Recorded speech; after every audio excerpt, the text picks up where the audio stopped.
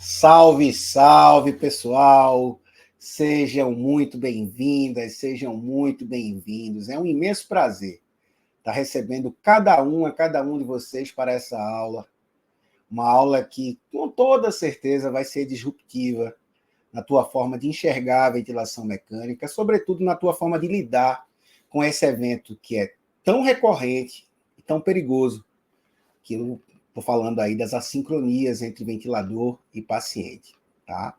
Eu fico muito feliz de ter você aqui, sobretudo porque a tua presença é um demonstrativo de que você está procurando dar um passo à frente, que você está procurando evoluir no manejo dessa estratégia de suporte, né, que é a ventilação mecânica. Ao fazer isso, você está prestando um belo serviço à sociedade, porque você está garantindo que o nível de assistência que será prestado em tua unidade, naquela que você já trabalha ou naquela que você pretende trabalhar, vai crescer. O nível de resolutividade vai aumentar, o prognóstico clínico vai melhorar, porque é isso que acontece quando a gente conduz adequadamente a ventilação mecânica, né? E aí eu faço aqui uma retrospectiva histórica e lembro do meu começo e do quanto era difícil para mim o manejo da ventilação mecânica, o quanto eu tinha receio do momento em que eu me deparasse com o primeiro paciente necessitando de ventilação mecânica. Eu me perguntava muito como é que vai ser o meu primeiro plantão, poxa, será que eu vou conseguir? E ainda recém-saído da universidade, com uma bagagem de conhecimento muito pequena. Pensem aí como é que era em dezembro de 1999 o acesso à informação, sem internet, sem redes sociais, né? Sem conseguir beber na fonte de tanto conhecimento que tanta gente boa espalha por aí, através do Instagram e de outras redes sociais. Então era muito difícil. Tenho certeza que muitos aqui que estão começando também têm receio parecido.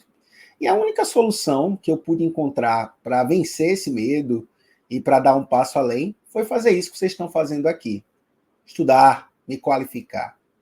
Claro que, como eu já disse, era muito mais difícil antigamente, porque a gente não tinha acesso a isso aqui, né? Alguém, uma autoridade no assunto, aqui de um estado diferente do meu, poder se dedicar algum tempo do seu valoroso, né, tempo de trabalho para ministrar uma aula gratuita sobre uma temática tão importante, trazendo um material tão atualizado. Naquela época isso era impossível, né? Eu conseguir ter acesso a um conteúdo como esse, teria que pagar caro, me deslocar, ir para um evento em um grande centro, né, um congresso, enfim, os cursos também não eram tão frequentes. Então, eu fico muito feliz de poder ter você aqui, né, com esse objetivo de evoluir, e também fico muito feliz de poder ser esse vetor de transformação, que já qualificou tanta gente. A gente está em festa aí, comemorando mais de 80 mil seguidores lá no nosso Instagram. Confesso que quando comecei esse projeto, lá em 2019, lá em setembro de 2019, na época com cerca de 5 mil seguidores, nem nos meus melhores sonhos pude imaginar que o meu material, que o meu conteúdo, que o meu trabalho pudesse tocar tanta gente e cativar tanta gente, qualificar tantas pessoas, contribuir para a evolução de tantos colegas. Então, muito obrigado a você que me segue no Instagram, que prestigia o meu trabalho. Então, estou duplamente feliz com esse momento de hoje. A gente vai começar, tá? Prepara o bloquinho, prepara a caneta. Muita informação de valor vai ser dada aqui para você hoje. Tá? Aqui eu vou te dar insights importantíssimos para que você construa um checklist extremamente assertivo e direcionado para a avaliação de um paciente com status de possível assincronia. Eu vou te passar aqui elementos fundamentais para que você escolha a medida corretiva mais adequada em casos de assincronia detectada. Eu vou também te passar informações de valor sobre prevenção de assincronias, como evitar que elas aconteçam. Então, prepara o bloco, o caderno, prepara a caneta, que você não perde para esperar, tem muito conteúdo de valor. Qual o problema quando a gente fala de assincronia ventilador-paciente? É que quem tenta lidar com isso, tenta meio que pegar o bonde andando. Como assim, Flávio? Vou mudar a expressão. Tenta começar a construção da casinha, do edifício, pelo teto. E aí, esquece o fundamental, esquece que para que você pegue o bonde, o trem, o veículo de transporte, é preciso que você vá até uma estação, que você observe o horário que vai passar aquele determinado transporte, que você esteja lá pronto, preparada, esperando aquele veículo, para que a partir do momento que ele pare ali, você consiga ter acesso corretamente e a partir daí evitar acidentes, evitar transtornos durante o seu embarque. Quando você está construindo uma casinha, um edifício, é fundamental que você alicerce bem essa sua casa, esse seu prédio. É preciso ter boa base. E não à toa eu escolhi esse termo para iniciar o título da aula de hoje. Bases. É impossível ser expert em ventilação mecânica, ser um protagonista no manejo de assincronia ventilador-paciente. Estou me referindo àquela pessoa que, quando entra na UTI, tá, o outro profissional ainda diz assim, ainda bem que você chegou, porque tem um paciente aqui brigando com a máquina, com o ventilador, que ninguém consegue resolver, e eu não estou querendo sedar mais esse paciente. Olha, é tão bom ouvir isso. E às vezes a gente tem que chegar e dizer assim, olha, mas infelizmente aí vai ter que sedar mesmo. A pessoa, se você está dizendo então, eu vou sedar. É muito legal quando você se transforma nessa pessoa. Mas ninguém vai ser esse cara, essa cara, se não for capaz de ter uma boa base, se não tiver um bom alicerce. Quando eu falo disso, eu falo em domínio de mecânica respiratória, domínio de fisiopatologia, domínio da interação medicamentosa durante o suporte ventilatório mecânico, de uma boa capacidade de prover uma avaliação hemodinâmica e entender, por exemplo, como a ventilação mecânica por pressão positiva pode estar interferindo na hemodinâmica e como isso pode estar afetando o consumo de oxigênio, como isso pode estar aumentando a demanda ventilatória. Enfim, são inúmeros aspectos que estão na base. E aí a galera quer inverter a lógica, quer ir para o teto, acha que simplesmente decorar alterações gráficas do ventilador vai transformá-lo em alguém capaz de prevenir, identificar e corrigir a sincronia. Não é assim. Então, aqui a gente vai falar das bases. E aí eu tenho 2 recados importantes para você agora que a gente vai começar a aula. Primeiro deles, fica comigo até o final. Por quê? É impossível passar tudo que a gente precisa passar sobre ventilação mecânica, sobre a sincronia para você, seja no Instagram, seja aqui. É muito conteúdo de valor que eu entrego lá, entregarei aqui, mas é impossível entregar tudo. Ninguém se transforma no expert só consumindo conteúdo de rede social, só participando de aulas como essa, tá? Isso aqui é a complementação, isso aqui é aquela atualização contínua pela qual todos nós precisamos passar. Agora, se tornar verdadeiramente um expert exige que você faça uma formação em ventilação mecânica. Aqui, a gente discute ventilação mecânica no adulto. E para isso eu tenho uma formação que já é bem consagrada, que já qualificou profissionais e estudantes do Brasil e do mundo, que é a trilha. Ao final dessa aula, para quem ficar até o final, exclusivamente, a gente vai estar liberando as inscrições, o carrinho, para que você possa se inscrever na turma nova da trilha com a condição muito especial. Tá? Quem entrar agora nessa turma vai poder se inscrever com R$300 de desconto. O link vai estar liberado no final, a inscrição vai estar liberada no final da aula. Você vai poder apontar sua câmera aqui para o QR Code, ou então clicar no link que está aí no chat da aula, e qualquer uma das duas formas, ou também no link que é disponibilizado no grupo aqui da aula, no grupo de WhatsApp criado para você receber o link dessa aula, ou então da lista de espera, você clica lá a partir do término dessa aula e começa a fazer sua inscrição. Não perde, serão só 2 semanas de inscrições. E o segundo recado importante, isso aí é massa, uma inovação da gente. Quem ficar conosco até o final, ao final da aula, eu vou liberar um quiz, uma pergunta. E a primeira pessoa a responder corretamente essa pergunta no chat ganhará uma cortesia 100%, 0800, uma inscrição na minha formação A Trilha. Tá? Então, fica até o final. Ah, Flávio, e quem for assistir só a aula gravada não vai participar do quiz. E nem vai conseguir fazer inscrição em primeira mão. Vai poder se inscrever na trilha? Vai, mas não em primeira mão. Tá? Então, fica até o final. Uma horinha do teu tempo, uma horinha e pouco do teu tempo, que vai ser transformador. Então, vem comigo. O que é assincronia ventilador-paciente? A gente vai começar pela base, tá? E vai evoluindo. Assincronia.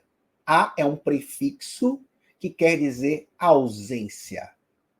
Ausência de sincronismo. Flávio, isso é muito óbvio. Nem tanto.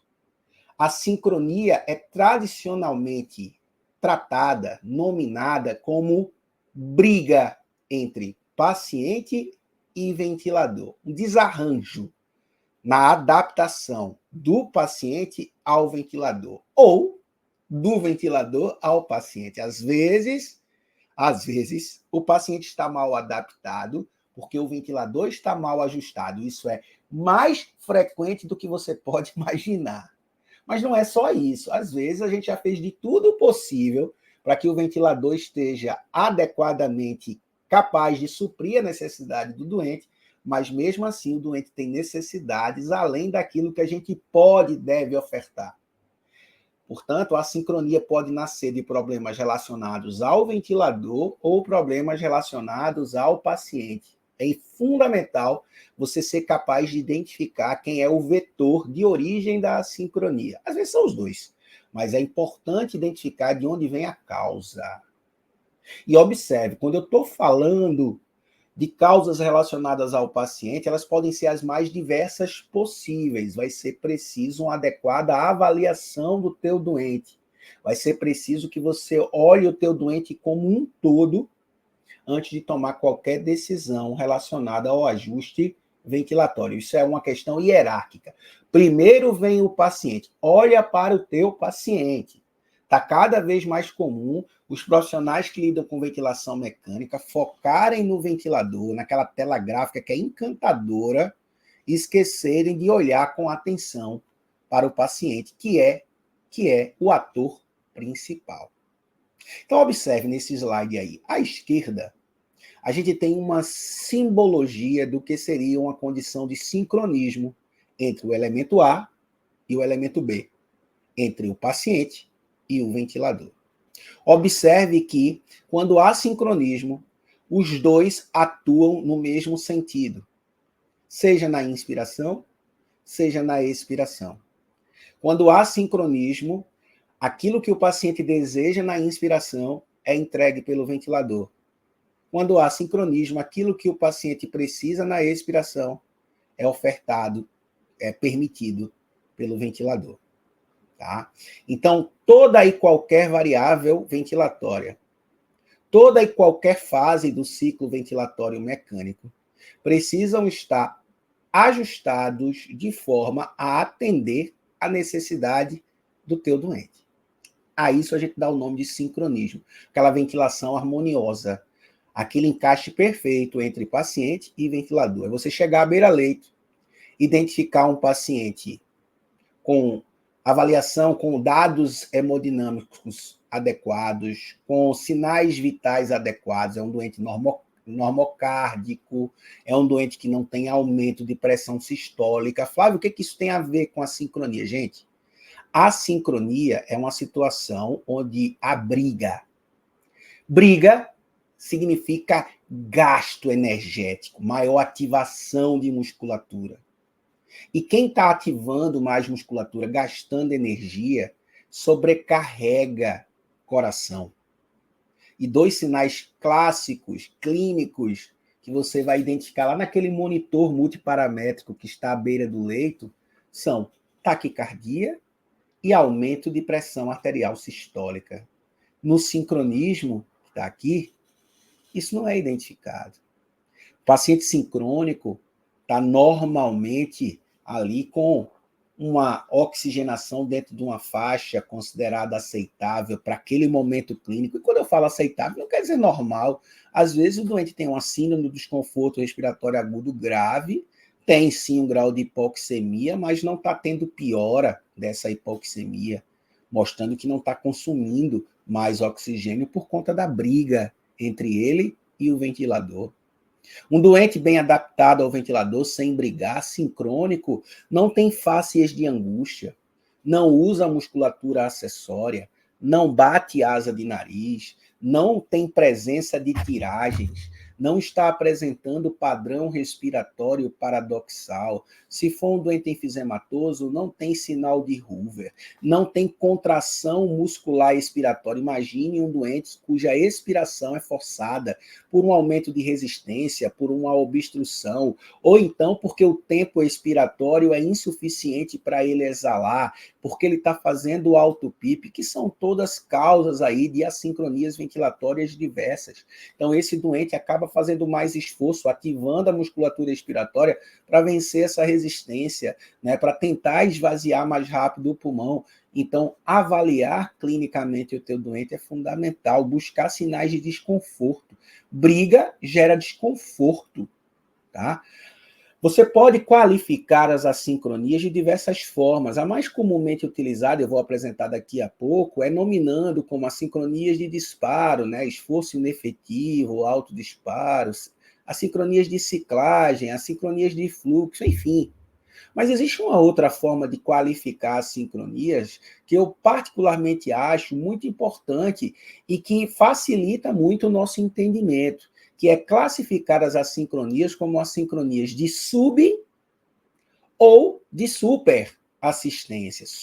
Subassistência e superassistência são dois termos muito empregados hoje durante a ventilação mecânica para a gente dizer se o nível de assistência ventilatória ofertado está abaixo da demanda do doente, da necessidade do doente, subassistência ventilatória, ou se o nível de suporte, o nível de assistência é excessivo, acima da necessidade do doente. Aí a gente tem a superassistência.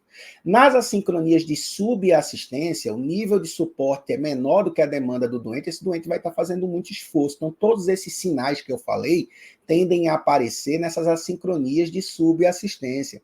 Quais são elas? Esforço inefetivo, a gente tem a ciclagem prematura, o fluxo insuficiente, o duplo disparo clássico, tudo isso é exemplo de assincronia de subassistência. Flávio, e de superassistência? É aquela onde o paciente não está fazendo esforço, ou faz pouquíssimo esforço. O ventilador oferece suporte demais. A gente tem o alto disparo, uma situação onde o doente não faz esforço, e mesmo assim o ventilador está ali, produzindo ciclos ventilatórios inadvertidos. A gente tem o disparo reverso, que a gente vai falar daqui a pouco, é uma ativação reflexa da musculatura. E hoje em dia a gente tem instrumental beira-leito para quantificar esse grau de assistência, para saber se o doente está em normoassistência, que é o que a gente idealiza, se ele está em sub ou em superassistência. Estou me referindo a avaliar, por exemplo, medidas que estimam um drive ventilatório. Destaque aí para P01. Uma P01 entre 1,5 e 3,5 fala a favor de um drive ventilatório adequado. Aí imagine, você tem uma P01 de 0, ou seja, não tem drive, e o ventilador está disparando, apresentando para você lá um sinal, uma letra A, ou então uma cor diferente no gráfico ventilatório, acendendo uma luzinha, indicando para você que disparou porque o doente fez esforço. Como é que pode? Como é que pode o doente estar disparando o ventilador se a P01 dele é 0? Não tem drive, não tem controle. Se não tem controle, não tem ativação de musculatura. Tem tanta gente hoje com acesso a P01 no ventilador e não olha para ela na hora de avaliar a sincronia, gente. Como é que pode? Né? Aí você tem um doente lá com P01 estourada, 6, menos 6, 7. Poxa, esse cara está com drive exacerbado. Aí esse doente está fazendo lá 2 ciclos ventilatórios sucessivos. Aí a galera fica falando, é um disparo reverso. Não. Se ele tem P01 alta, ele tem drive, ele está com ventilação espontânea presente. Então esse cara está fazendo um duplo disparo clássico. Perceba o quanto medir a P01, se ela estiver disponível, claro, saber interpretá-la, vai te ajudar na identificação de assincronia. A galera começa a olhar a ventilação mecânica de forma compartimentalizada, né? De forma assim, a assincronia, eu preciso identificar o gráfico e preciso corrigir. Não, você precisa usar todo o conhecimento que você tem sobre ventilação mecânica na hora. Então, não à toa, na trilha, o módulo onde a gente fala sobre a avaliação desses parâmetros, né, de normoassistência, que são P01, delta POC, pressão muscular, né, o Flow Index e tantas outras, esse módulo ele está ali junto com o módulo de assincronia paciente-ventilador, porque você vai usar essas medidas durante a tua avaliação do sincronismo paciente-ventilador. Sinais de desconforto, variáveis de sub ou superassistência, tudo isso precisa estar avaliando. Quer ver outra coisa importante? Analisar nível de pseudoanalgesia. Muitos pacientes estão desse jeito, ó, assincrônicos, paciente para um lado, ventilador para o outro, brigando, não é? Porque o doente está com uma pseudoanalgesia insuficiente, ele às vezes está com dor, dor é muito, muito frequente, dor causa assincronia, ninguém consegue ficar respirando calmamente ou entregue ao ajuste ventilatório que alguém programou no ventilador, se ele tiver com dor. Existem escalas validadas para avaliação, mesmo no doente inconsciente, que não atende a comando, dá dor, porque uma coisa é você perguntar, ele está com dor, ele balançar a cabeça e dizer que está. Outra coisa, ele não tem condição de te responder. Existem escalas validadas que analisam itens do comportamento desse doente no leito para dizer se ele tem ou não uma dor excessiva que exige a medicação, tratamento não farmacológico ou farmacológico para tratar a dor. Estou me referindo a CEPOT, a BPS.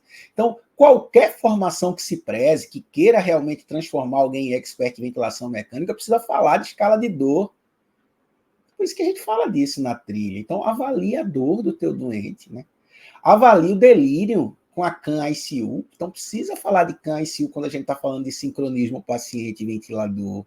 Porque é causa frequente de agitação e é causa frequente de má adaptação entre paciente e ventilador. Tá? Por outro lado, se o teu doente tiver... Então, quem está desse jeito, né, com dor, com delírio, né, com agitação psicomotora, muito acordado, um RAS ali, né, muito positivo, mostrando que ele está muito alerta, combativo por vezes, a chance desse cara ter uma sincronia de subassistência, está brigando com o ventilador porque quer mais do que o ventilador está oferecendo, é enorme. Por outro lado, se ele tiver com uma pontuação na escala de RAS, que é a escala de agitação e sedação de ritmo ali de -5, ele está completamente sedado, sem reagir a estímulo doloroso. A chance desse cara ter um drive presente, de estar querendo mais do que está sendo entregue, é muito pequena. As maiores chances aí é desse doente não estar pedindo ventilação e mesmo assim estar recebendo.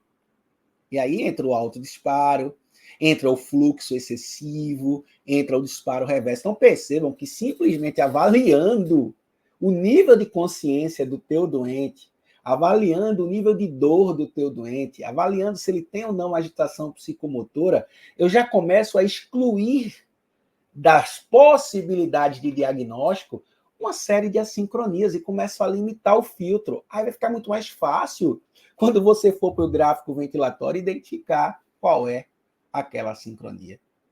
Quer ver outra coisa? É impossível alguém estar bem adaptado ao ventilador se ele estiver febril, a não ser que ele esteja realmente com uma sedação muito profunda, evitando que o drive ventilatório dele reaja à febre. Febre aumenta o metabolismo celular, febre aumenta o consumo celular de oxigênio. Para que haja adequada oferta de oxigênio aos tecidos, é necessário captar adequadamente oxigênio. Então, o drive dele vai estimular mais a musculatura inspiratória para aumentar a ventilação alveolar na tentativa de extrair mais oxigênio para o interior da circulação sistêmica. Então, febre é motivador de assincronia por subassistência. Hipercapnia, hipocapnia, acidemia, que é o pH baixo, seja de origem metabólica por uma insuficiência renal aguda, tem doentes com insuficiência renal, com infecção, com sepse, que estão acidóticos e fazem a sincronia. Como é que tu vai resolver a sincronia desse doente simplesmente com ajuste ventilatório? Você pode até melhorar, mas você não vai eliminar 100% das assincronias. É preciso tratar a causa, que às vezes o tratamento da sincronia, é isso que as pessoas têm dificuldade de entender, está centrado aqui nesse elemento, no paciente, no elemento A, no ator principal e não simplesmente no ajuste ventilador. O ajuste ventilatório pode eliminar a sincronia? Pode, quando o ajuste está incorreto. Pode minimizar a sincronia? Pode diminuir a frequência de ocorrência, mas às vezes não consegue resolver por completo, porque é impossível você tornar normal um cenário com um paciente em uma condição fora da normalidade. Então, a sincronia é a briga, é a falha de interação, que pode ser motivada por problemas relacionados ao ator principal, ao paciente ou ao ventilador.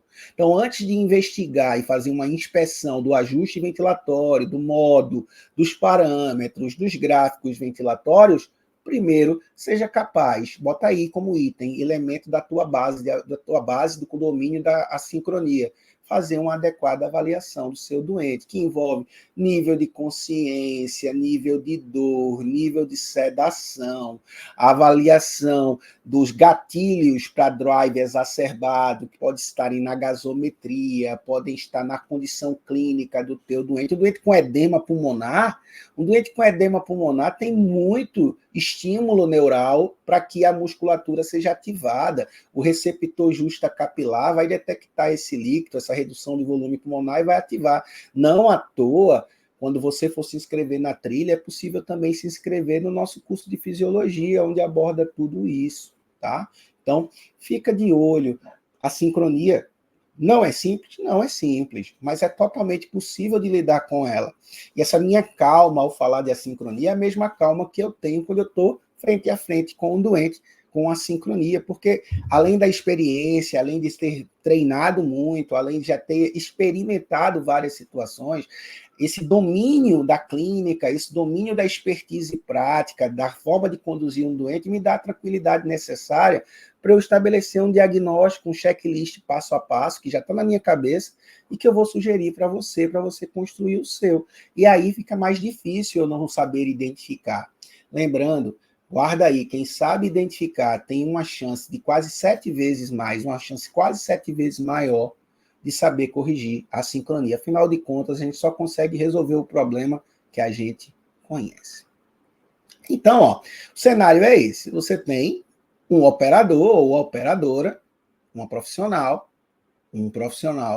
que é responsável, junto com sua equipe, pela programação, pela imposição de ajustes ventilatórios nesse cidadão aqui, microprocessado, que possui uma gama imensa de modos ventilatórios de diferentes modalidades, modalidades assistido-controladas, modalidades plenamente assistidas, modalidades adaptativas, modalidades servo-controladas, modalidades de transição automática. Você precisa conhecer todas essas modalidades e os subtipos, né? As estratégias, os algoritmos presentes ali, né?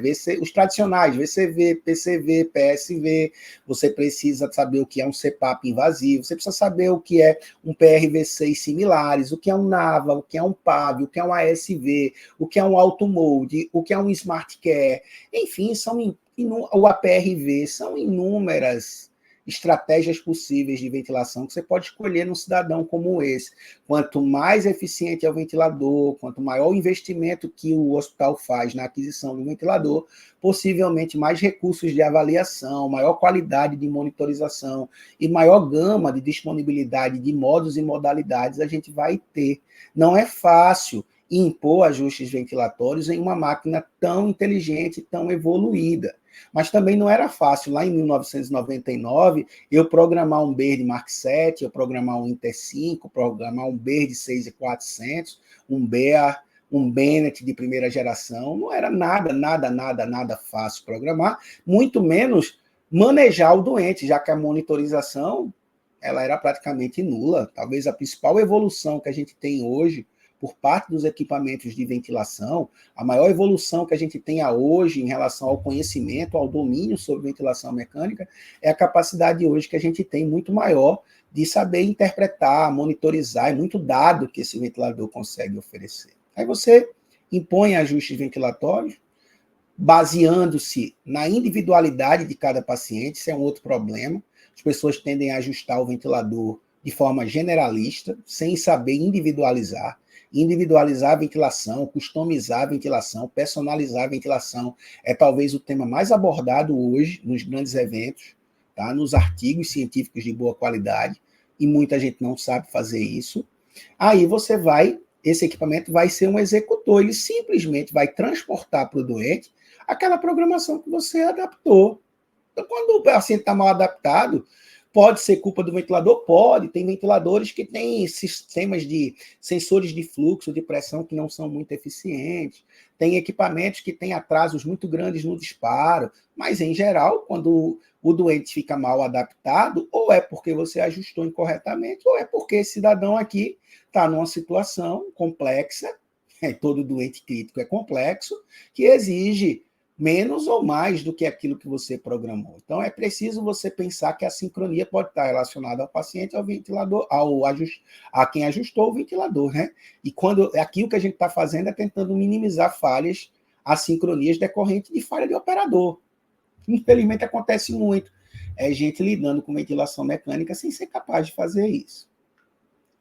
Por que falar tanto sobre a sincronia, né? Porque a sincronia piora desfecho clínico. Eu não sei se você tem essa informação, né? Se não tem, começa a dar importância maior para a sincronia. Se tem o serviço, o pessoal, não, a sincronia é bobagem, a sincronia não tem nada a ver com mortalidade. Tem sim.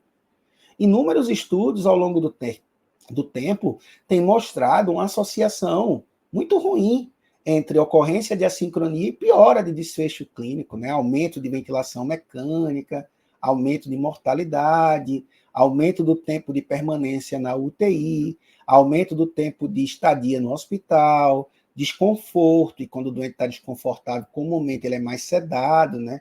Alteração da qualidade do sono, esforço, desconforto, sedação excessiva atrapalham o sono na UTI, e pouco sono significa dizer pouco hormônio ergogênico sendo produzido, muito cortisol, isso vai impactar direto na perda de massa muscular, na redução de força do paciente crítico. Então, a fraqueza do doente crítico está muito associada ao manejo inadequado do sincronismo paciente-ventilador, mais traqueostomia, porque ele passa a ficar mais tempo em ventilação mecânica, geralmente após 14 dias, de uma forma geral, começa-se a especular a possibilidade de traqueostomia, às vezes um pouco antes, às vezes um pouco depois.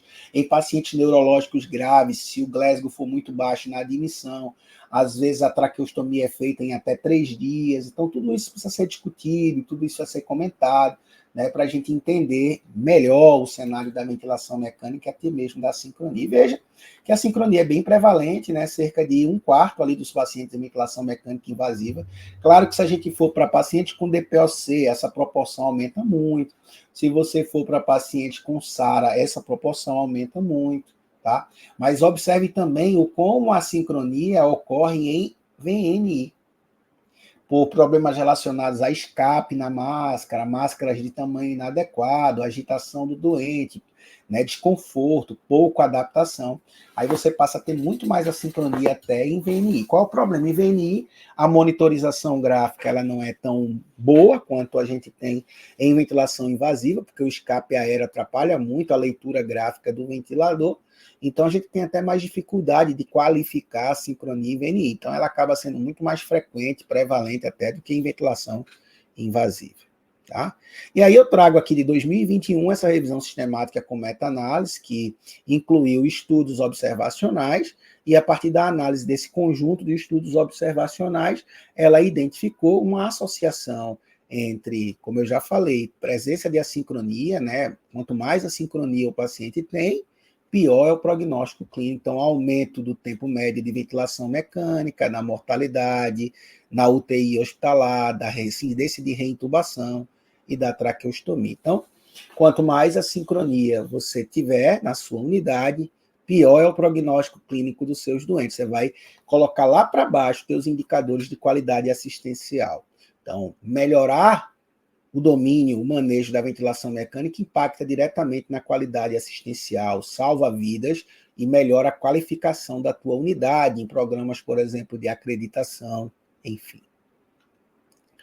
Então, as sincronias, seja do tipo que for, por exemplo, um duplo disparo, um disparo reverso, que podem produzir o chamado fenômeno de breathtaking, que é o empilhamento de ar, gerando alto volume corrente, isso pode favorecer injúria pulmonar, tá? Então, pode gerar PSILI, pode gerar VILI, tá? Então tem que tomar muito cuidado. Por outro lado, as sincronias, onde você tem a chamada ativação excêntrica do músculo, que é o músculo inspiratório, notadamente o diafragma, contraindo na fase em que ele deveria estar alongando. O músculo é inspiratório, ele contrai, ele encurta na ins e deveria alongar na expiração. Imagine ele em ventilação mecânica, durante a fase de expiração do ventilador, durante a fase de exalação, que é a fase de alongamento do diafragma, esse diafragma ativa e contrai. Isso gera um miotrauma por uma contração pliométrica, é o chamado miotrauma excêntrico, favorece lesão muscular, VIDD, disfunção diafragmática induzida pelo ventilador. Então, eu tenho o esforço inefetivo, a ciclagem prematura, o disparo reverso com fenótipo tardio de ativação, são as sincronias que podem produzir essa contração excêntrica e favorecer piora de prognóstico. Então, você pode ter a sincronia levando a lesão pulmonar e pode ter também a sincronia favorecendo o miotrauma. Aí alguém diz assim, então eu não vou sedar o doente, porque se eu sedar o doente que está assincrônico, isso vai fazer atrofia por desuso. Beleza. Mas, às vezes, se você não seda, ele faz miotrauma por excesso de esforço. Tem que encontrar um ponto de equilíbrio. Às vezes, não é necessário sedação profunda ao ponto de inibir o drive. Às vezes, simplesmente tornar a sedação um pouco mais profunda pode trazer o conforto que a gente precisa. Quer ver outra coisa? Às vezes é preciso fazer bloqueio neuromuscular. Quando é que o bloqueio neuromuscular está verdadeiramente indicado? Bloqueio neuromuscular, gente, por exemplo, no contexto da SARA, é uma estratégia de proteção pulmonar.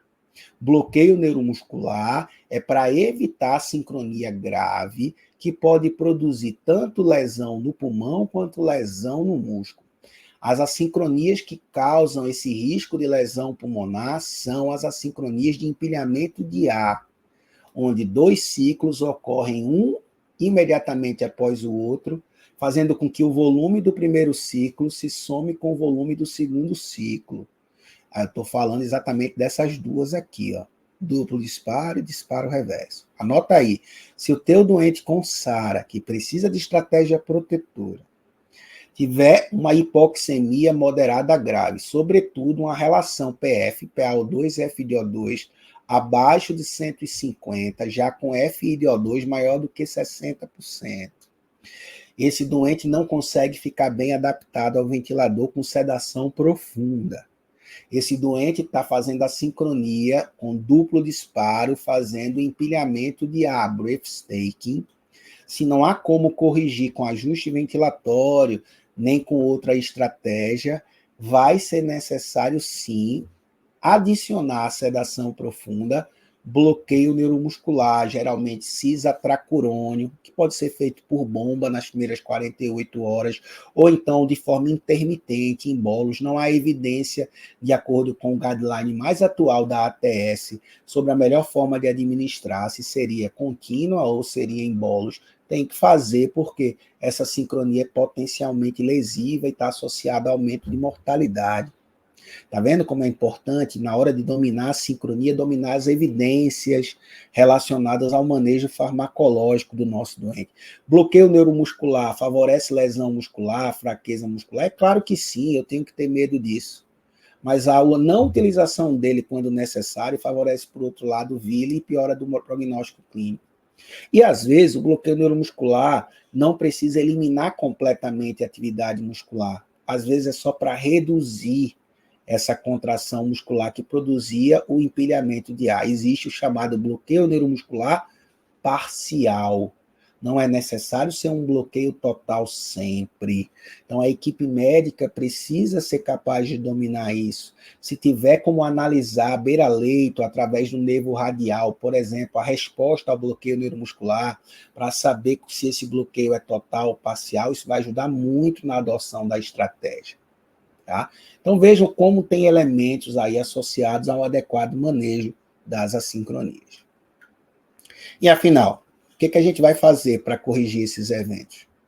Inicialmente, você precisa ser capaz de identificar qual é o tipo, qual é o fenótipo da assincronia. Você tem as assincronias classificadas tradicionalmente e, dentro delas, Algumas possuem subtipos, então você precisa conhecer cada um deles e dizer, olha, a sincronia é essa, cravar. Você só vai conseguir cravar isso se você fizer uma adequada avaliação do seu doente. E, infelizmente, esse estudo do qual eu tive a honra de participar, que foi publicado na revista da Sociedade de Medicina Intensiva da Espanha, esse estudo, de 2019, deixou claro, através de um inquérito que a gente fez, de um questionário que a gente aplicou em diversos países, a profissionais de diversos países, apresentando imagens de assincronia, que eles erravam muito na identificação daquelas assincronias. Tá? Então, o percentual de acerto era muito pequeno. E aí, olha o que a gente observou, que a capacidade de resolver a sincronia aumenta muito, mas muito, muito, quando as 6 assincronias que a gente apresentava para as pessoas eram adequadamente identificadas. O que quer dizer? Você só corrige o que você é capaz de identificar. Então, alguém que consegue identificar bem a sincronia vai saber adotar, vai saber mais, vai ter mais facilidade, não quer dizer que vai sempre saber, mas vai ter mais facilidade na adoção da estratégia corretiva. Tá? Pelo menos 5 das 6 identificadas aumentavam em quase 7 vezes a capacidade dos pacientes de identificarem a sincronia. Tá? Isso teve uma acurácia de cerca de 90%. Portanto, identificar faz toda a diferença. Qual é o problema? Infelizmente, a galera tem pouca capacidade de identificar. E é para isso que eu estou aqui. Eu vou apresentar uma série de gráficos para você, estou dando aqui esses elementos de avaliação clínica para se tornar mais fácil a identificação. A base é dominar a avaliação, montar um checklist, saber identificar. O que vem depois é a correção, tá? Que pode ser feita de diferentes formas, dependendo daquilo que você encontrou na avaliação. Bom, esses são os tipos de assincronias, né? Então, nós temos aí, em geral, os autores classificam como 9 subtipos. Alguns estudos vão incluir auto-PIP como assincronia, eu não gosto de fazer isso, eu acho que auto-PIP é causa. Tá? Outros vão dizer que tem 8, porque vão deixar delay de disparo e esforço inefetivo juntos. Mas, de uma forma geral, é assim que são apresentadas, talvez com nomes diferentes. Por exemplo, fluxo insuficiente hoje em dia é muito chamado de work shifting.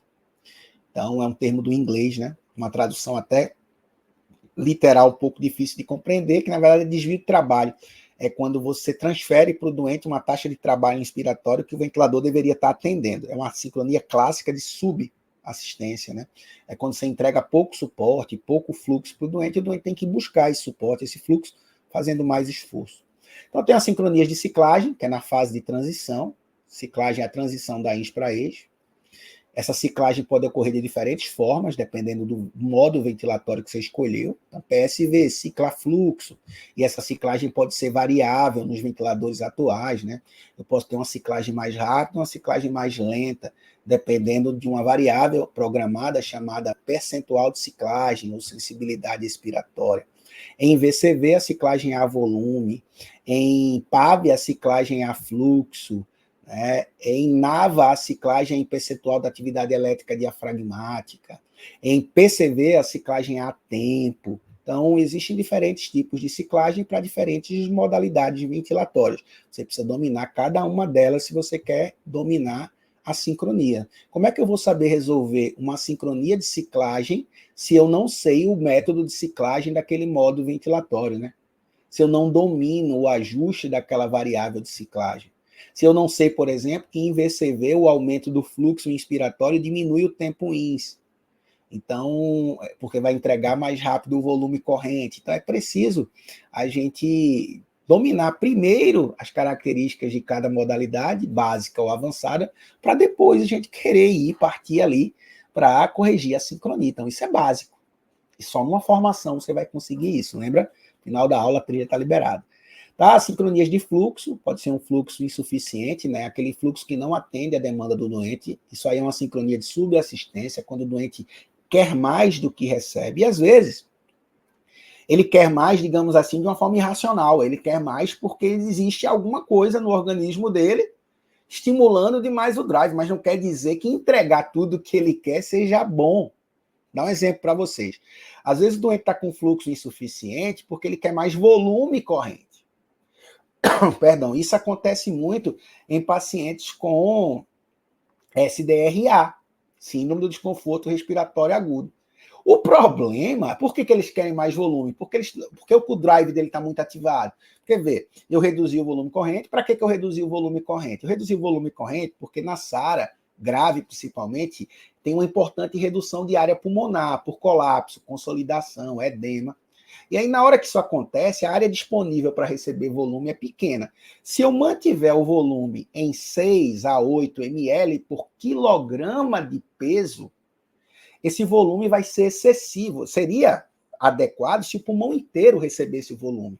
Como tem uma área do pulmão que não é útil, que não está recebendo o volume, vai ser volume demais para aquela área que resta. Muito volume numa área pequena aumenta a pressão, aí aumenta o que a gente chama de stress, aumenta o que a gente chama de tensão, strain, e favorece VILI. É por isso que o doente com SARA morre. É por isso que quando a gente ajusta o ventilador na SARA, a gente precisa reduzir o volume inicial. Para quanto, Flávio? 6 ml por quilograma de peso predito, é o limite mínimo. Mas mesmo assim, com 6, às vezes é volume demais. Aí eu preciso usar de 4 a 6 ml por quilograma de peso na estratégia protetora. E aí eu vou escolher baseado numa variável que estima o strain total, que é a driving pressure, que é a pressão de platô menos a pico total. Então eu estou lá ajustando, titulando o volume pela driving pressure, e cheguei a um volume de 4 ml por quilograma de peso. É óbvio que é pouco volume para aquele corpo do indivíduo. Se eu tenho um volume muito baixo, a ventilação alveolar, o volume minuto alveolar diminui, o CO2 vai aumentar, porque são inversamente proporcionais. Aí ele começa a fazer hipercapnia. Qual o problema? Hipercapnia estimula tanto o quimiorreceptor central como o quimiorreceptor periférico, lá no seio aórtico, lá no arco aórtico, no seio carotídeo, a estimular o drive a produzir uma maior atividade de musculatura respiratória. O doente começa a fazer mais esforço, querer ventilar mais, para receber mais volume. Aí alguém chega lá e faz ele está assincrônico porque está com baixo volume, vou aumentar o volume. Aumenta o volume, ele fica uma maravilha, digamos assim. Mas quando você vai olhar a monitorização da mecânica, a driving pressure está estourada, a potência mecânica, que é o mechanical power, está estourado, o stress index, que é uma outra medida beira-leite que eu ensino a avaliar na trilha, está estourada. E aí não dá para corrigir essa sincronia entregando o que o doente quer. E aí minha mãe falava que quando um não quer, dois não brigam. Se o ventilador quer mais, o paciente quer mais do que eu posso dar, eu elimino a vontade dele. Eu digo, agora você não vai querer não, porque se você não quiser, não vai ter briga. Então eu anulo a participação do doente. E aí é os casos em que ele precisa estar em sedação profunda e bloqueio neuromuscular. E vê como as coisas fazem sentido. Na hora que você estuda SARA, você vê lá que as melhores evidências disponíveis apontam para uso do bloqueio neuromuscular nas primeiras 48 horas para pacientes com SARA grave, relação PF menor que 150, com FiO2 maior que 60%, que não conseguem se manter bem ventilados, sincrônicos, e estão infringindo estratégia protetora. Foi tudo que eu acabei de dizer. Então, claro que eu tenho decorado as evidências. Faço isso todo dia, estudo todo dia, pratico. É claro que isso está muito quente na minha cabeça. Mas antes mesmo de decorar a evidência, eu preciso entender o que está por trás dessa evidência, desse benefício de se usar essa estratégia farmacológica. Então, na SARA grave, é importante usar bloqueio neuromuscular? É. Ninguém vai pronar um paciente sem bloqueio neuromuscular. O estudo PROCEVA de 2013, de autoria Eita, agora me fugiu o autor. Daqui a pouco eu vou lembrar. O PROCEVA, publicado no New England Journal of Medicine, lá em 2013, foi o primeiro ensaio clínico controlado e randomizado a demonstrar que a posição prona nesse perfil de doentes aí diminuiria a mortalidade. Gente, é o mesmo perfil de quem precisa de bloqueio neuromuscular. Então, na hora que você prona o paciente, inevitavelmente ele vai estar bloqueado, porque tem a faixa de gravidade é a mesma que indica o bloqueio. Lá no PROCEVA, o estudo traz o dado, mais de 90%, cerca de 90% dos pacientes pronados estavam em uso de bloqueio neuromuscular com sedação profunda. Tá? Então, mais uma vez, é preciso estudar SARA. SARA é uma população que tem muita sincronia. Se você domina a fisiopatologia dela, se você sabe monitorizar, se você domina estratégia protetora, sabe o papel da prona, do bloqueio neuromuscular, da titulação adequada da PIP, sabe avaliar a recrutabilidade, as chances de você minimizar a sincronia são muito maiores. E quando não consegue evitar, pelo menos de corrigir as assincronias graves. Lembrando, as assincronias mais graves são aquelas que produzem empilhamento de ar. Não à toa a trilha tem um módulo só sobre SARA. Tá? E as assincronias de disparo, né? O atraso no disparo, o esforço que não consegue disparar o ventilador que dispara, sugerindo para você que é o doente fazendo esforço, e na verdade não é. Você tem o duplo disparo, que eu já citei aqui, o doente faz um esforço, dispara o ventilador 2 vezes sucessivas. Qual é o problema? É que o segundo ciclo ocorre antes do término do primeiro. Então, imagine isso aqui, ó. Expirou, ele deveria exalar. Tudo. No entanto, ele está fazendo isso, ó. Ele foi insuflado novamente antes de ter exalado completamente o primeiro ciclo. E aí ele vai ter um empilhamento de ar. O volume e a pressão que vão ser atingidos no final do segundo ciclo serão maiores do que aquele pulmão comporta. Aumenta o risco de barotrauma e de volutrauma, que é o termo genérico para lesão alveolar por excesso de pressão e excesso de volume. Não acho que barotrauma é pneumotórax. Para você fazer um pneumotórax por excesso de pressão, excesso de volume, você tem que errar demais hoje em dia. A principal causa de barotrauma em paciente mecanicamente ventilado nos dias atuais é acidente de punção de veia central. Mas o barotrauma existe mesmo que não haja pneumotórax, é quando está havendo inflamação da estrutura alveolar, microlesões de septo alveolar por conta do excesso de pressão, barotrauma, ou por excesso de volume, volutrauma. Lembrando que um leva ao outro. Tá? Você vai ter excesso de pressão quando aumenta o volume. E ao aumentar a pressão, você aumenta o volume. Barotrauma está muito relacionado àquelas modalidades ventilatórias onde a variável de controle é pressão. Volutrauma está muito relacionado àquelas modalidades onde a variável de controle é volume. E as pessoas acham que são coisas completamente independentes. Não são, elas se interrelacionam. Tá? Bom, então, recado fundamental. Vá além da monitorização gráfica. Eu sei que essa tela aqui ela é encantadora. E precisa dominar, mas vá além dela. Antes de olhar para a tela, identifique possíveis causas de assincronia contidas no exame clínico do teu doente, na avaliação dos sinais do teu doente, na análise da condição neurológica, da condição ventilatória, da condição cardiovascular, da condição metabólica, da condição renal do seu doente. A avaliação completa e multimodal é o que vai te levar à adequada identificação de uma assincronia. Não esquece isso. Vamos aplicar o conceito? Então vamos lá. Eu trago aqui uma imagem da tela de um ventilador da Getinge, ventilando um paciente adulto em modo volume controlado. Isso aqui é um servo, tá? Isso aqui é a tela do servo U, equipamento de última geração, muito legal, da Getinge, sem nenhum conflito de interesse aqui, tá? É possível ver que a modalidade escolhida foi volume controlado, que é um modo ventilatório onde você ajusta um volume, está aqui, ó, 420 ml, e esse volume, nesse gráfico aqui, que é o gráfico volume-tempo, será sempre ofertado na inspiração, ó, mesmo o volume nos 3 ciclos. É uma modalidade assistido controlada, onde você pode ajustar uma frequência mandatória, uma frequência mínima para o teu doente, nesse exemplo, 16 incursões por minuto. E quando a gente olha para a monitorização, está aqui, ó, frequência respiratória, breaths for minutes, ou seja, respirações por minuto, 19. Flávio, como é que é a frequência total dele? Por que a frequência total dele é maior do que a frequência do ventilador? Porque ele indica que o paciente está fazendo ciclos por conta própria. Será que está mesmo? A gente vai ver daqui a pouco, tá?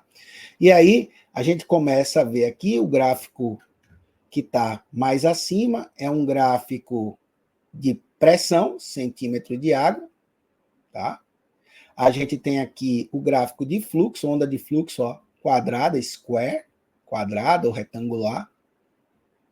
E você tem aqui embaixo um gráfico que a maioria dos ventiladores não exibe. É característica desse ventilador quando esse software está incluso, que é a possibilidade de monitorizar a atividade elétrica do diafragma em microvolts. Como é isso, Flávio? A gente chama de NAVA. É um catéter introduzido via esôfago, via nariz ou boca via esôfago, onde a sua extremidade distal contém 10 eletrodos que captam a atividade elétrica da superfície crural do diafragma. É inclusive usado em um modo ventilatório proporcional, que é o modo NAVA, né? Então aqui está só como monitorização, para mostrar toda vez que o diafragma foi ativado, tá? E aí a gente vai observar aqui, ó, que eu tenho uma atividade elétrica diafragmática começando aqui, tá vendo? E no mesmo momento o ventilador disparou, ó. Tem uma correspondência de tempo, ó. Quando a atividade elétrica do diafragma começa a aumentar, significa dizer que houve despolarização da superfície da membrana do diafragma. É sinal de que ele está iniciando uma contração, o ventilador já percebe, já dispara, abre a válvula, começa a entrar volume, porque começou a entrar fluxo. E veja que ele mostra em cor diferente quando houve esforço do doente. Então, o esforço do doente ativado pela contração da musculatura. Esse aqui é um ciclo assistido. Ora, dá uma olhada o que está acontecendo lá no último ciclo. Ó. Mais uma vez. Ativação, ó, vejam que uma coisa interessante. Ó, a ativação do diafragma acontece nesse ponto. Ó. Eu vou buscar a correspondência desse no gráfico volume. Opa! Era para o disparo ter ocorrido aqui. E, na verdade, ele não ocorreu. Ele só ocorreu um pouco depois. Olha como o fluxo não foi liberado nesse momento. Ó, foi liberado um pouco depois. Perceberam que a atividade da musculatura inspiratória começou antes do disparo do ventilador? Pois é. E aí, na hora que a gente olha para o gráfico de fluxo, fica possível observar mais uma vez que só foi liberado o fluxo depois, algumas frações de segundo depois que o esforço tinha começado. Dá uma olhada agora no segundo ciclo, para ficar mais claro. A atividade elétrica diafragmática começa na linha cinza. Olha, começou na linha cinza, porém o ventilador efetivamente só liberou volume, só liberou fluxo e pressão para o doente na linha amarela. Toda vez que a gente tem esse tempo entre o início da atividade muscular ocorrendo antes e o disparo do ventilador ocorrendo depois, a gente chama isso de assincronia por delay. Isso é um delay de disparo, tá? Só que quando você olha para o gráfico ventilatório, esqueça esse gráfico aqui de atividade elétrica diafragmática, porque ele não está presente na maioria dos ventiladores. Esqueça esse último gráfico aqui. Baseie-se apenas nesses 3 gráficos de cima. Se eu olhasse só para eles, seria possível dizer que existe, evidentemente, um delay de disparo? Não. Porque o aprisionamento aéreo, a auto-PIP aqui, demonstrada por um fluxo que não voltou a zero, um tempo para que esse fluxo chegasse a zero e depois se positivasse, que é o delay de disparo, é muito sutil. Um olho pouco treinado dificilmente identificaria isso simplesmente com esses 3 primeiros gráficos, que são os gráficos tradicionais do ventilador. Se você não tivesse a monitorização da atividade elétrica diafragmática, você teria uma impossibilidade, muito provavelmente, de identificar esse delay. A sincronia está lá e você não veria. Você acharia que esse doente está bem adaptado, disparando bem o ventilador. Só que, se você, antes de olhar o gráfico, tivesse visto a condição clínica do teu doente, você poderia ter flagrado distorção tóraco-abdominal, sinal de contração do diafragma antes do disparo do ventilador, sinais de aumento de trabalho ventilatório, que são sinais que acompanham o delay de disparo. Portanto, vá além do gráfico. Avalie antes o teu doente. Segundo, se você tiver essa ferramenta de monitorização de atividade elétrica diafragmática, vai ajudar muito na identificação e evitar a sincronia. Catéter de atividade elétrica, manometria esofagiana, que também está sendo usada aqui, tá? manometria esofagiana, tomografia de impedância elétrica, ultrassonografia, inteligência artificial, são todos recursos que têm ganho força para nos ajudar na monitorização e na identificação de assincronias. Enquanto você não as tem, adequada avaliação clínica e adequada monitorização gráfica, mas nessa ordem, tá? Então, crie seu checklist de avaliação. E eu apresento aqui 6 itens, tomando como base o checklist que eu uso, que eu recomendo para os meus mentorandos da trilha, tá? Avalie primeiro o perfil clínico do teu doente. Tem a sincronia mais prevalente no DPOC, tem a sincronia mais prevalente na SARA, tem a sincronia mais prevalente em pacientes com alta taxa metabólica, como, por exemplo, na sepse. Há sincronias mais prevalentes em doentes com doença neurológica aguda. Então, avalie o perfil clínico. Tem perfis de assincronias para pacientes obstrutivos, tem perfis de assincronia para pacientes restritivos. Exemplo, delay de disparo, esforço inefetivo são mais comuns em pacientes obstrutivos. Vocês viram agora há pouco um sinal gráfico de fluxo sem voltar para zero, que sugere autopipe dinâmica, que é característica de paciente obstrutivo. E viram ali um delay de disparo. Então, tem uma associação aí entre componente obstrutiva e essas assincronias. Já na SARA, na fibrose, que são síndromes restritivas, ciclagem prematura, duplo disparo, fluxo insuficiente são mais comuns. Nos distúrbios obstrutivos, a ciclagem tardia também é mais comum. Então, observe que, de acordo com a identificação do perfil clínico, eu já vou direcionando o meu olhar para um subgrupo específico de assincronias. Investigue o nível de consciência, o grau de pseudoanalgesia, busque dor, busque delírio, busque exacerbadores de drive ventilatórios relacionados, né, ao drive central por conta dessas alterações de comportamento, tá? Ansiedade, enfim. Já falei aqui que pacientes muito sedados têm preferencialmente assincronias de superassistência, fluxo excessivo, alto disparo, disparo reverso. Pacientes mal sedados têm frequentemente assincronias do tipo duplo disparo, fluxo insuficiente. Outro detalhe, esforço inefetivo. Muitas vezes as pessoas acham que o doente não está disparando o ventilador porque o ventilador está mal ajustado. Ele faz esforço, mas o ventilador não percebe. Cuidado, às vezes não é isso. Às vezes o doente não está tendo ativação suficiente da musculatura, às vezes está com a P0 muito baixa, um esforço muito baixo. Às vezes ainda está sob efeito de sedação. Então, excesso de sedação favorece delay de disparo, favorece esforço inefetivo. Às vezes a solução é reduzir ou retirar pseudoanalgesia. Se já foi retirada, esperar um tempo para que haja a eliminação dos subprodutos daquele fármaco, esperar a meia-vida daquela substância dentro do organismo, tá? Identifique o modo, as características do modo e todos os parâmetros que determinam seu início, sua ciclagem, sua fase inspiratória. Então, como é que está o perfil de disparo, como é que está a sensibilidade INS, como é que está o perfil de fase inspiratória, volume e fluxo, no caso de VCV, pressão inspiratória e tempo INS, no caso de PCV, como é que está a pressão no caso de PSV, como é que está a ciclagem, como é que está o tempo INS em PCV, como é que está o volume corrente em VCV, como é que está o percentual de ciclagem. Uma variável importantíssima em modos pressóricos da fase INS é o rise time, que é o tempo de subida. Então, você tem que avaliar cada uma desses parâmetros antes de partir para a avaliação gráfica.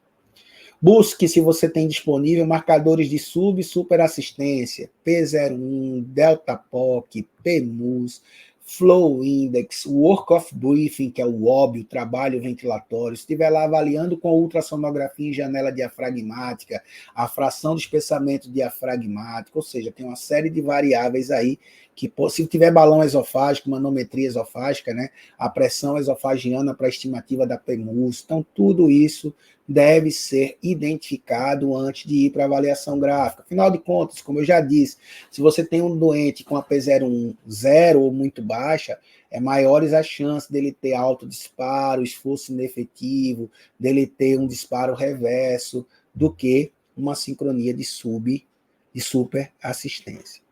Busca exacerbadores de drive ventilatório. Então, além da dor, além da agitação, você tem a inflamação, o edema pulmonar. Às vezes é um doente com raio-x altamente congesto, às vezes é um doente com balanço hídrico muito positivo, um doente com insuficiência renal aguda ou com hipervolemia, às vezes é um cardiopata congesto, né?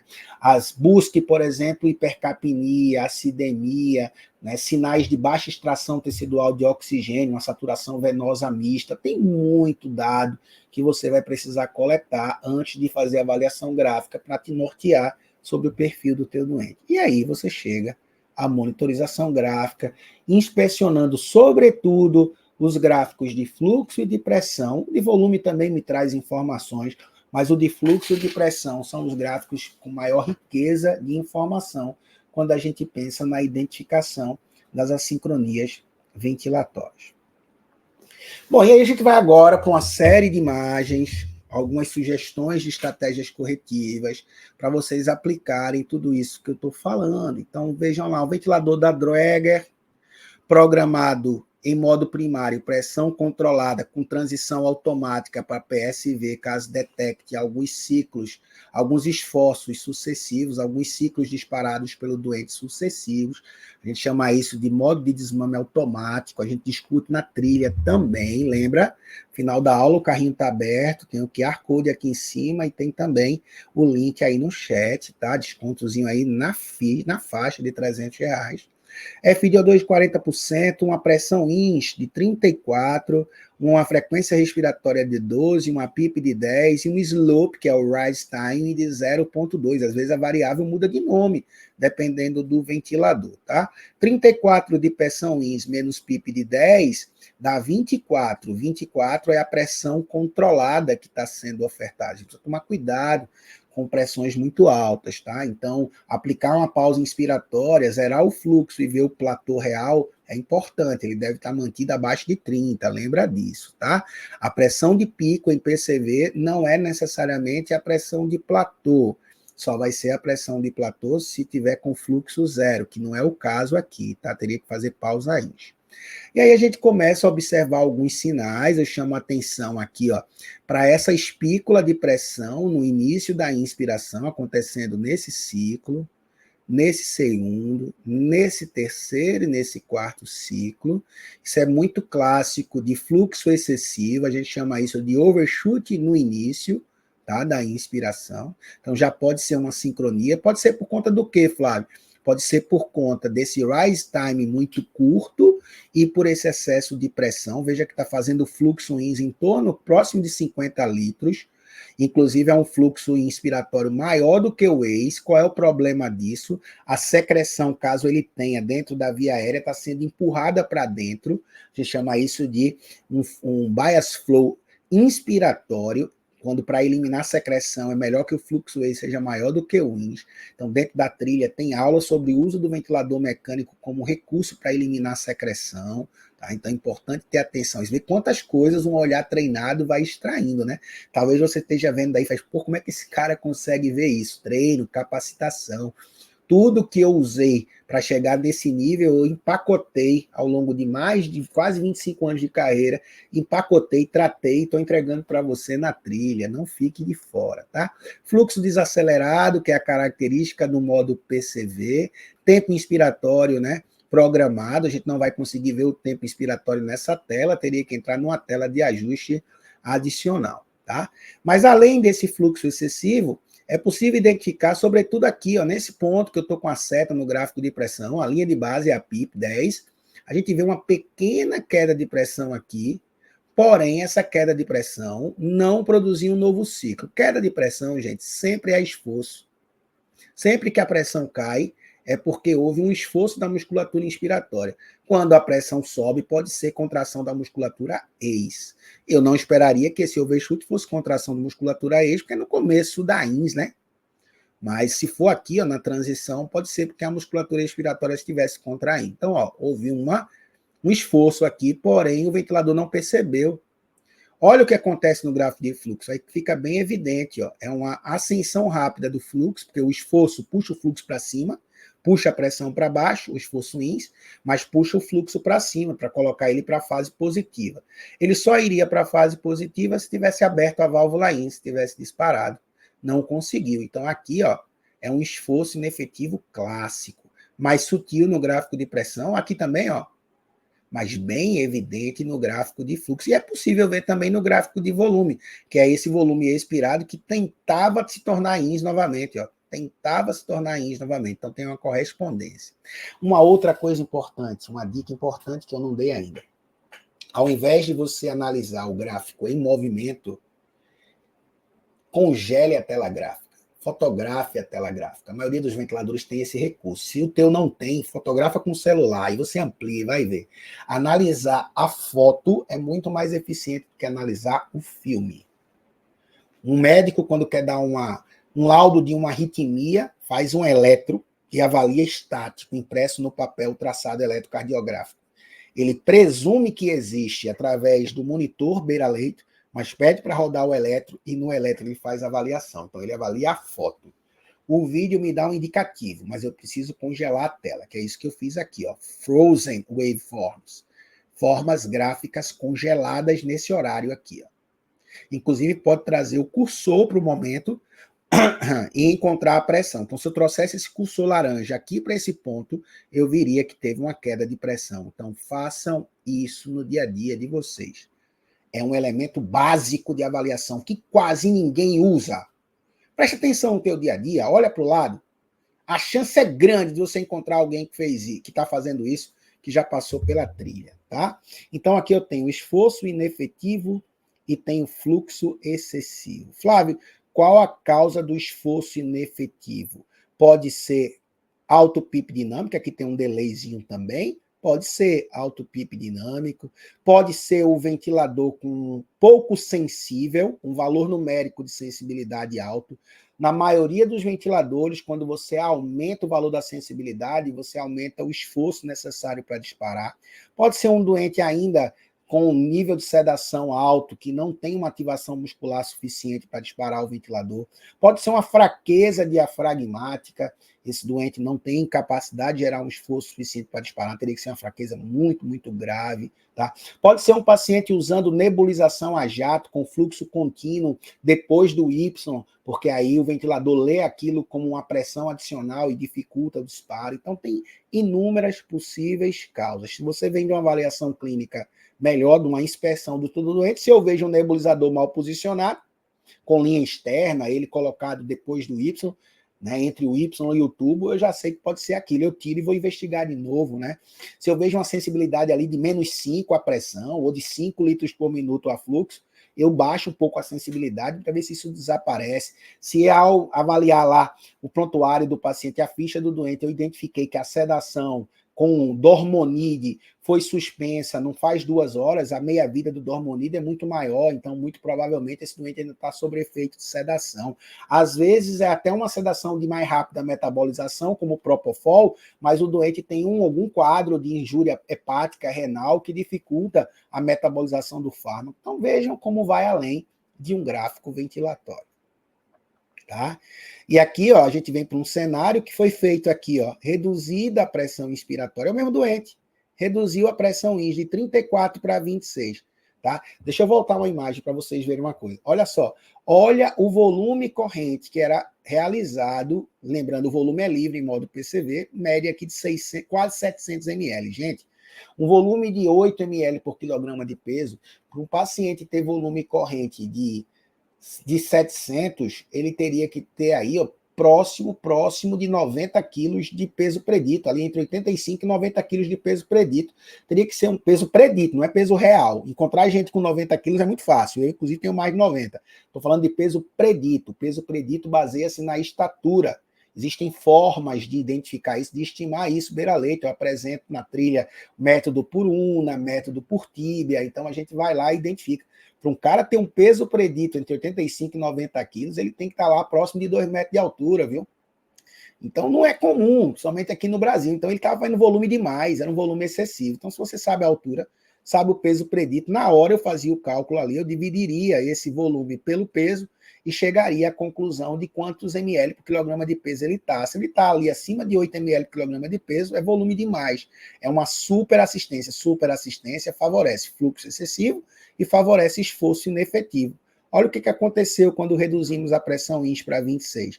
O volume corrente caiu para 443, porque, Flávio, em modo pressórico, o volume não é controlado, ele é livre, mas ele é proporcional ao nível de pressão. Quanto menor a pressão, menor o volume. Tá? Olha lá, não tem mais o fluxo excessivo. Flávio, tem umas irregularidadezinhas aqui no gráfico de pressão. Isso é oscilação cardíaca, não tem nenhum problema. E observa que aqui a frequência total, ó, aumentou significativamente. A frequência foi para 25, ó. Ela era 14. Por quê? Existia a ativação oculta da musculatura. O músculo contraía, mas não disparava. Por isso que a frequência total ficava muito próximo da frequência do ventilador. Mas não quer dizer que fosse a frequência real.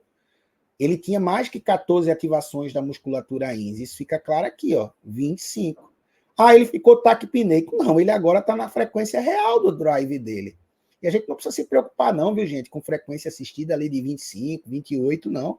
Dá para aceitar. Os autores falam em até 30 incursões por minuto, se isso não estiver aumentando demais a potência mecânica. Então, ó, baixou o nível de pressão, diminuiu a superassistência, a ativação do músculo foi mais eficiente, porque o drive entendeu que ele agora tinha que fazer mais esforço, e ele começou, ó, queda de pressão, disparando o ventilador. Você eliminou o fluxo excessivo e eliminou o esforço inefetivo. Tá vendo? É só conhecer a clínica do doente, é só fazer uma análise mais detalhada. Olha lá, ó, o overshoot ocorrendo agora no final da INS.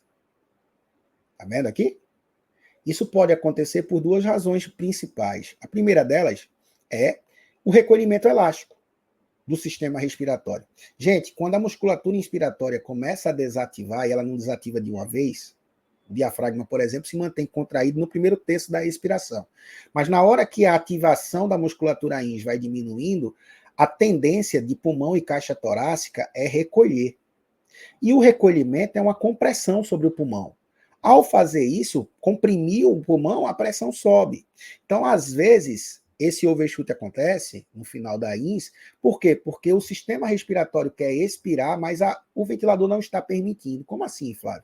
O ventilador tem duas válvulas. Uma inspiratória, que abre na INS, quando o doente faz esforço ou quando a frequência programada está na sua janela de tempo. Tá? Ela abre e ela fecha na transição, na ciclagem, onde a ex abre. Então, pode ser que o doente já queria expirar, mas ainda estava assim, ó, a INS aberta e a ex fechada. O tempo inspiratório está além do desejado pelo doente. E nesse caso aqui, ele é longo, 1,25. Eu não gosto de receita de bolo, não. Muita gente diz, ó, o tempo INS no adulto tem que ser de 0,8 a 1 segundo. Não necessariamente. Tem situações em que o tempo INS precisa ser menor do que 0,8 e algumas em que precisa ser maior do que 1. Mas não é comum. Nesse caso, um tempo INS bem longo, 1,25. Aí pode estar o sistema respiratório querendo expirar e a válvula expiratória ainda não abriu, porque ainda não deu tempo da ciclagem. Esse é um modo PCV. Em PCV, a ciclagem se dá quando alcança o tempo INS programado.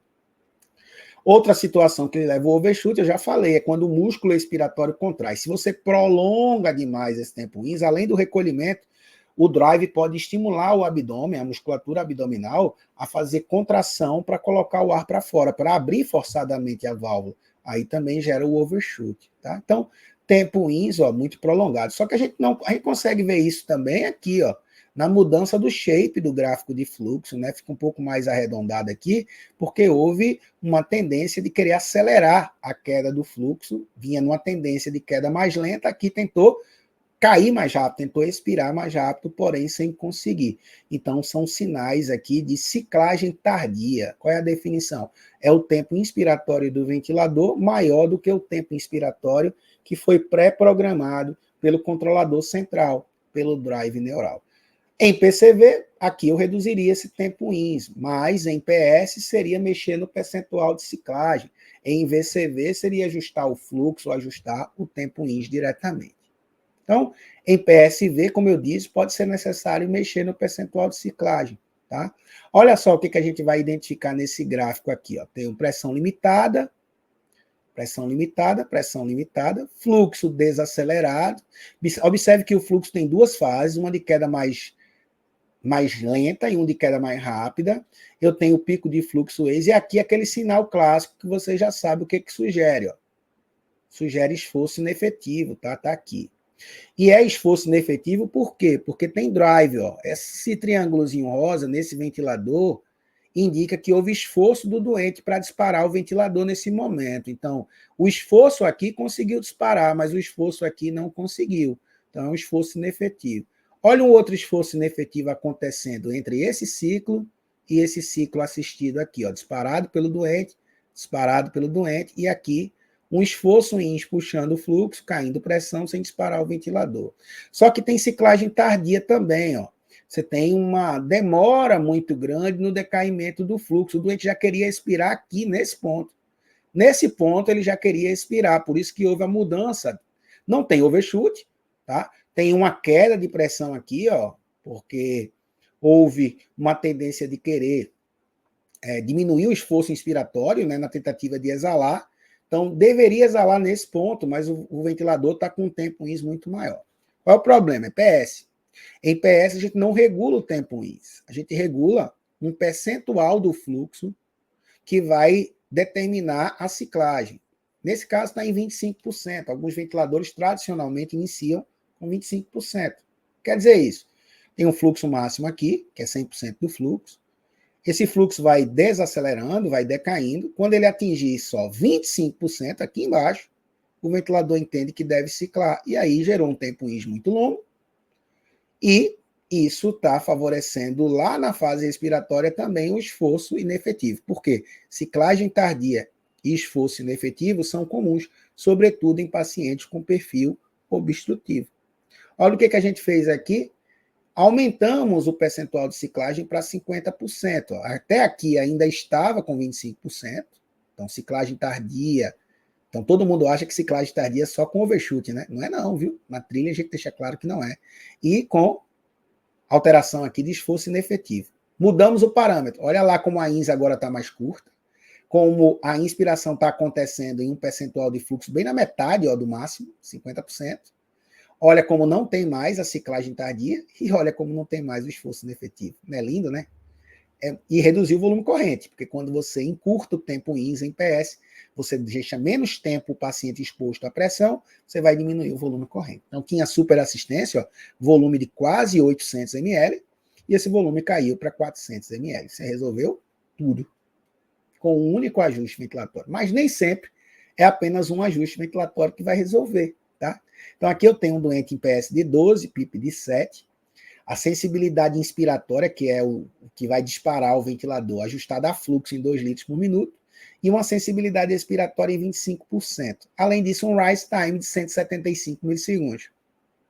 Então, o que a gente consegue observar? Ó, prolongamento de tempo inspiratório, tempo INS muito longo, volume corrente expirado muito alto, esforço inefetivo, tudo que tinha lá. Mantivemos a pressão de suporte, mantivemos a PIP, mantivemos a sensibilidade INS e mantivemos a sensibilidade ACE. Diminuiu o rise time. Por quê, Flávio? Em PSV, apenas em PSV, e aí só vai saber disso quem estuda o módulo ventilatório a fundo, só em PSV, a redução do rise time reduz o tempo INS. O aumento do rise time aumenta o tempo INS. Nesse caso, eu reduzi o rise time, então eu vou reduzir o tempo INS. Olha o tempo INS menor. Olha o tempo INS menor. Olha o tempo INS menor. Na hora que eu reduzo o tempo INS, eu reduzo o volume corrente. Mas observe que ainda tem ciclagem tardia. Eu tenho uma tendênciazinha pouco, aqui um pequeno esforço inefetivo, mas eu tenho ainda ciclagem tardia. Então, melhorou, atenuou, mas não resolveu. Eu vou continuar tendo que mexer nisso aqui, ó, no percentual de ciclagem. É o que eu fiz, ó, mesmo parâmetro. Agora, mantivemos o rise time de 75, a PS, a PIP, a sensibilidade INS. Aumentei para 40% a sensibilidade ACE. A partir desse ponto aqui, ó como é que ficou? Não tenho mais ciclagem tardia. Só que tenho que tomar cuidado. Aqui eu tenho um outro sinal. Ó. Não tenho mais aprisionamento aéreo, ó, que antes eu tinha uma tendência a um delay de disparo aqui. Ó. O fluxo não estava voltando. Aqui foi o esforço que puxou o fluxo. Aqui a gente tem o fluxo horizontalzinho, no linha zero.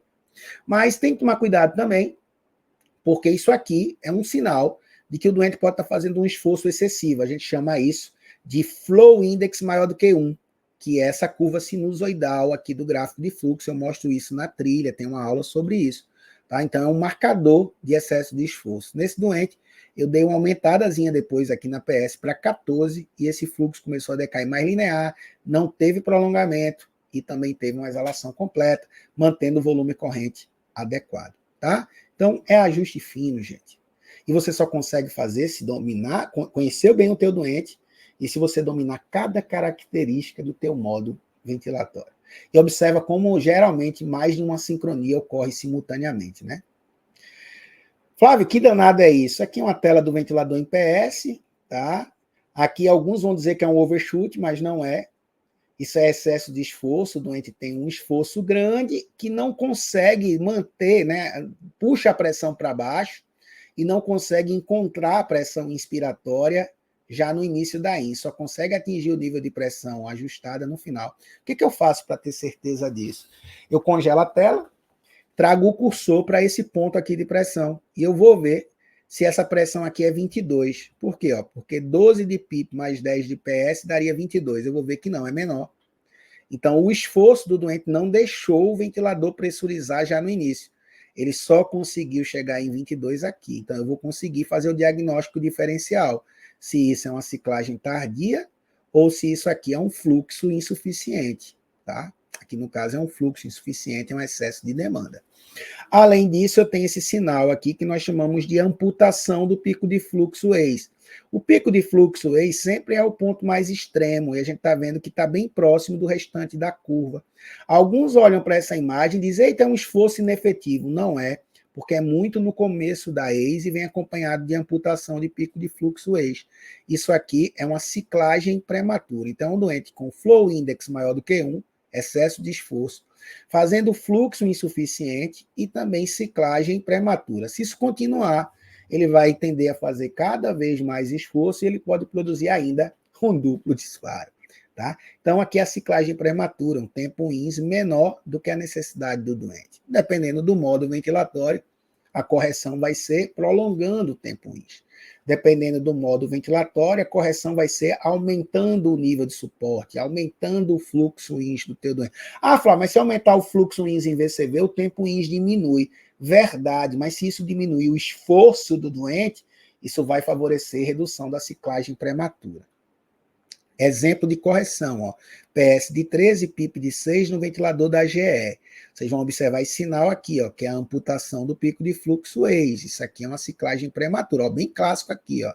Em alguns ciclos não ocorre, mas quando o doente faz um esforço menor, ocorreu, e se ele fizer um esforço maior, fica bem evidente. Olha o percentual de ciclagem, 45%, é a sensibilidade ex. Nesse ventilador é chamado de fluxo final. Eu quero prolongar o tempo INS para eliminar a ciclagem prematura, então eu vou reduzir esse percentual. Quando reduzo o percentual, eu aumento o tempo INS. Vamos ver lá. Só mexi em um parâmetro, pode ser necessário outros ajustes depois, mas ó, eureka! Achei.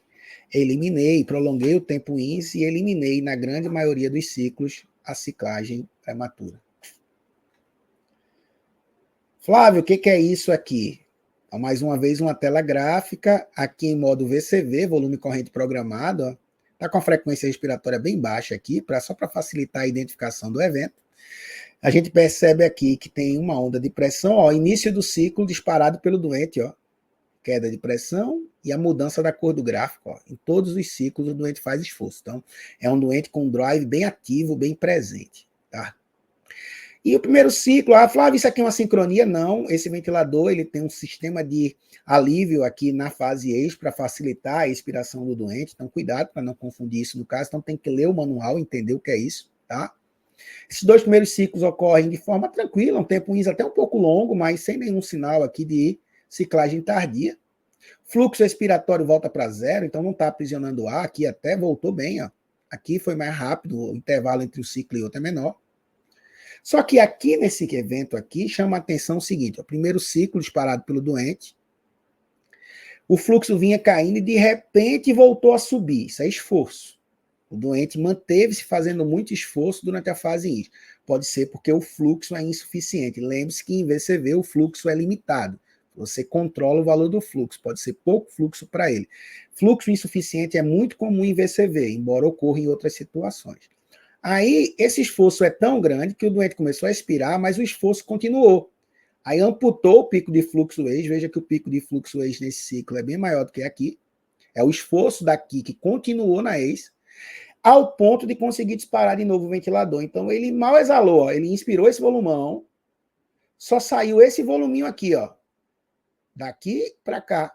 E aí ele puxou o ar de novo e inspirou de novo. Então, esse volume do segundo ciclo vai se somar com o volume que ficou lá dentro do primeiro. Embora o gráfico não mostre o empilhamento, mas o volume total aqui é bem significativo. É um doente com SARA, usando estratégia protetora com volume baixo para minimizar a lesão, 320 ml na INS. Porém, o ventilador quantificou no final desse segundo ciclo 600 de volume, praticamente o dobro. Foi o empilhamento de ar. Isso aqui é um duplo disparo com breathtaking, com empilhamento de ar. Então, eu tenho fluxo insuficiente, eu tenho ciclagem prematura, eu tenho duplo disparo com empilhamento de ar. E ainda tem um tempo total aqui muito longo, uma pausa, um fluxo ACE, um fluxo zero, gerando um overshoot aqui. Ciclagem precoce no primeiro e ciclagem tardia no segundo. Poxa, Flávio, é muita coisa. Eu sei que é, gente. Por isso que é impossível, em cerca de uma hora e meia de aula, a gente já vai com uma hora e pouco de aula aí, a gente conseguir passar tudo. Mas é mostrar para você que é totalmente possível com o olho treinado. Você sendo acompanhado por um expert, com mentoria mensal, com conteúdo direto ao ponto, você vai conseguir sim ter essa mesma interpretação que eu tenho aqui. Então, esse doente está com alto risco de fazer VILI por excesso de volume, chamado volutrauma. Como esse doente é doente com SARA, está em estratégia protetora, tinha ainda uma hipoxemia muito grave, já estava com sedação profunda, a orientação foi bloqueio neuromuscular. E observe o seguinte, os 2 ciclos foram disparados pelo doente. Por que eu estou enfatizando isso? Disparo reverso muda de figura. Disparo reverso pode ocorrer isso aqui, mas só o segundo ciclo é disparado pelo doente. O disparo reverso, gente, é uma assincronia que é um reflexo. Um doente geralmente muito sedado, rasa ali -4, -5. Um doente hipoxêmico grave, um doente com taxa de ajuste ventilatório mais alta, então geralmente com frequência mais alta, programada, com PIP mais alta. É um doente que tem um entrainment, que é uma série de estímulos mecânicos sendo oferecidos ao interior do parênquima pulmonar. Esses estímulos são percebidos por receptores, por sensores, são informados ao drive, que ativa a musculatura inspiratória. Então, é uma ativação reflexa. Se você tirar o estímulo mecânico, esse tipo de contração muscular vai deixar de ocorrer, tá? Então, talvez seja uma das assincronias mais desafiadoras, beleza? Você pode ter ela desse tipo aqui, ó, que é um disparo reverso sem duplo disparo, com o início precoce da ativação. Como é que eu sei? Ó? O primeiro ciclo foi disparado sem esforço. Ó. Veja que não tem queda de pressão, nem tem mudança da cor do gráfico no início. Todos os ciclos são controlados. A frequência do ventilador, 22, é idêntica à frequência total. O doente está bem sedado, PIP de 10, tá? E aí, na hora que a gente olha, a fase inspiratória tem uma queda de pressão. Tem um fluxo que vinha caindo e voltou a subir. Isso é característico de atividade de musculatura inspiratória. Observe que isso se repete em todos os ciclos, que a gente chama de padrão de repetição. Entrainment, essa repetitividade é característica de disparo reverso, ocorrendo sempre no mesmo momento. As assincronias por subassistência não são tão regulares. O disparo reverso tem um componente de regularidade, tá? Em todos os ciclos controlados ocorre uma ativação reflexa. A gente chama de entrainment 1 para 1. Para cada controlado, uma ativação. Se for para cada 2 controlados uma ativação, seria entrainment de 1 para 2. Se for para cada 3 controlados uma ativação, entrainment de 1 para 3. Só que nesse caso existe uma atividade da musculatura, mas não existe risco à estratégia protetora. Por quê? Porque não tem duplo disparo com empilhamento de ar. Já nessa outra imagem, a gente tem aqui um cenário diferente. Vejam, pressão controlada de 14, frequência de 15, PIP de 6. Primeiro ciclo, ó, sem esforço, não tem mudança de cor, tá? Ciclo controlado. No final da inspiração, houve um esforço, que era de pressão, houve uma mudança, uma elevação de fluxo por esforço, e esse esforço conseguiu disparar novamente o ventilador no início da ESA, olha, amputação do pico de fluxo ex. 2 ciclos sucessivos, o segundo acontecendo antes do término do primeiro. Algumas pessoas vão achar que é idêntico ao duplo disparo, mas não é. Por quê? O primeiro ciclo é controlado e só o segundo é disparado pelo doente. Olha a cor rosa aqui. O disparo duplo, duplo disparo, os dois seriam disparados pelo doente. Então, aqui é um disparo reverso, é uma ativação reflexa, que produziu empilhamento de ar. Aqui produziu duplo disparo. Olha lá, pressão mais alta no final do segundo ciclo. Aqui, esse tipo de assincronia com entrainment de 1 para 1, para cada controlado, um disparo duplo, um duplo disparo, um disparo reverso, isso aqui coloca em risco a estratégia protetora. Isso aqui é candidato à sedação. No caso, se não há condição de suspender a sedação e devolver esse doente à ventilação assistida, por quê? Lembre-se, é o ciclo controlado que está produzindo isso. Então, passar o doente para PS pode eliminar, mas para passar para PS precisa ter drive. Então, é preciso tirar a sedação. Às vezes não é possível no momento que o doente está vivendo. Às vezes o doente ainda é muito grave, ainda está muito hipoxêmico. Então, se é preciso manter ele com sedação profunda, é muito provável que precise adicionar bloqueio neuromuscular nesse segundo cenário, mas não no primeiro, tá? Então, disparo reverso. Mexer na frequência, Flávio, pode diminuir disparo reverso? Pode. As evidências não são tão robustas. Mas mexer no ajuste, na PIP, na frequência, no volume, na pressão, se for possível, pode mudar o padrão de repetição e, com isso, diminuir o reflexo. A principal medida corretiva, se possível, é diminuir sedação ou suspender sedação e deixar em modo assistido, que seria PS. Quando o doente está grave, não permite isso. Se tiver duplo disparo, bloqueio neuromuscular. Se não tiver, pode ser possível aceitar uma chamada assincronia permissiva, tá? Só um detalhe, toma nota aí. Aumentar a sedação só vai piorar as coisas se for disparo reverso. Já está com sedação profunda, tá? É uma sincronia de sedação profunda.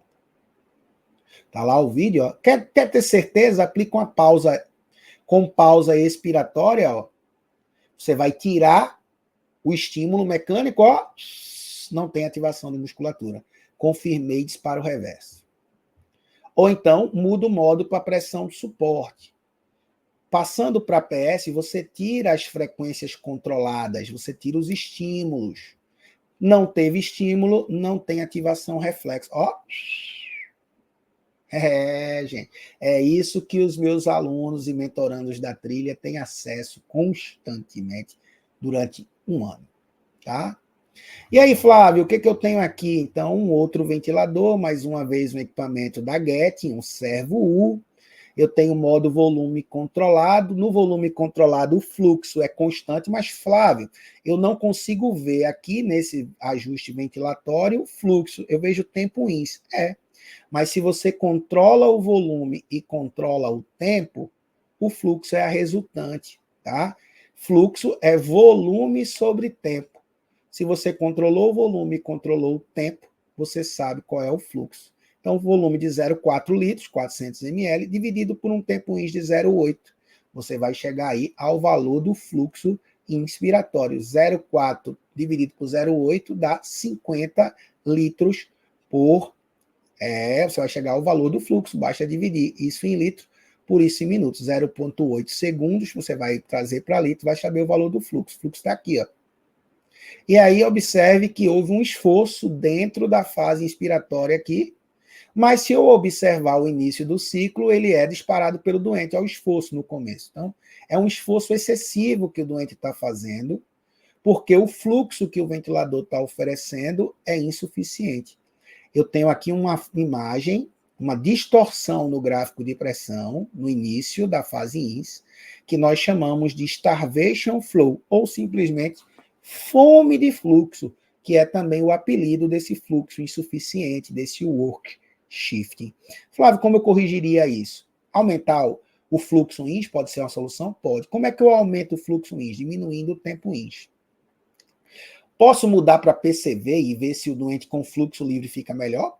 Pode, se a estratégia de ventilação para ele permitir você passar o doente para PCV, porque, por exemplo, um neurológico grave, a gente prefere nas primeiras 48 horas o modo volume controlado. Então, vai depender da condição do teu doente aí, mas é possível, liberando o fluxo, melhorar isso. O contrário é o fluxo excessivo, que vai gerar, como eu mostrei lá na primeira imagem, ó, o overshoot no início. Então, pode ser um rise time muito curto em PS ou em PCV, pode ser um fluxo muito alto em volume controlado, pode ser um volume muito excessivo, pode ser uma pressão de suporte, uma pressão controlada muito altas. Então, a gente vai identificar o que está ocorrendo. Pode ser também uma resistência de vias aéreas muito alta. Então, a gente com uma resistência proximal. Então, é preciso fazer uma adequada avaliação do seu doente. Então, mecânica, nível de consciência, perdoe, está sendo repetitivo, isso é fundamental, é básico para quem quer saber identificar e corrigir as sincronias. Então, aqui uma correção rápida de fluxo excessivo, olha o overshoot no gráfico da esquerda, ó, lá no gráfico de pressão, um rise time de 50 milissegundos, então uma subida rápida aqui da pressão e do fluxo. Vamos aumentar, o rise time para 300 milissegundos, uma subida mais lenta aqui, ó, no disparo, espera disparar, ó, mais lento, não tem mais o overshoot no início. Então, rise time é uma variável de ajuste fino da ventilação muito importante quando a gente quer minimizar a sincronia por fluxo excessivo, tá? Mas também é muito útil para corrigir a sincronia de fluxo insuficiente. Fluxo excessivo, aumente o rise time. Fluxo insuficiente, reduza rise time. Flávio, eu trabalho com ventilador da Dräger, Savina, lá não tem rise time, verdade, mas tem uma variável que é o inverso dela, que é o fluxo de ataque. Quanto maior o fluxo de ataque, o flow ACC, menor é o rise time, tá? Aqui a gente chega a uma outra sincronia, muitas vezes negligenciada, que é o autodisparo. O paciente está lá com uma P01 zerada, embora não apareça na tela, todos os ciclos o ventilador sinaliza que foram disparados pelo doente, fazendo uma frequência bem alta de 37. Isso vai gerar hipocapnia, tá? Aumenta o volume minuto, e com isso vai também favorecer uma maior saída de CO2, desde que não aprisione ar. Então, isso vai gerar hipocapnia, o que, por exemplo, em doentes neurológicos pode causar uma vasoconstricção cerebral e redução do fluxo sanguíneo cerebral com piora da hipóxia. Então, lá no módulo da trilha, a gente discute tudo que é concernente à ventilação do paciente com afecção neurológica aguda grave. Então, parece que o doente tem drive e faz esforço todos os ciclos, mas como eu disse, a P01 já denunciava que não era isso. A P01 estava zerada. E na hora que eu venho para esse gráfico de volume aqui, eu começo a perceber esse sinal que a gente chama de raiz quadrada, que é um volume expirado que não volta para zero. O ventilador, o sensor do ventilador não consegue registrar o volume ACE. Por quê? Porque esse volume expirado está vazando.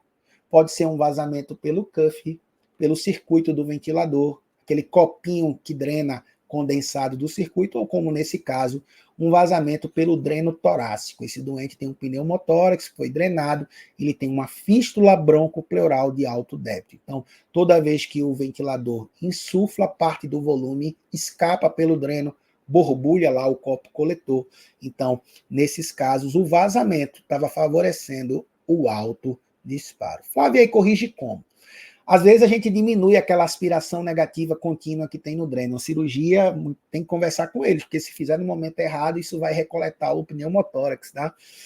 Às vezes a gente só pede para ele diminuir a pressão ali negativa. Às vezes a gente torna o ventilador pouco sensível também para não ter o disparo. Em casos muito extremos, coloca a sensibilidade em off, quando isso existe, no ventilador, ou então deixa o ventilador o menos sensível possível, com maior valor de sensibilidade à pressão. Sensibilidade à pressão é sempre menos sensível do que sensibilidade a fluxo, tá? Flávio, sensibilidade em off, eu ouvi dizer que não pode usar nunca.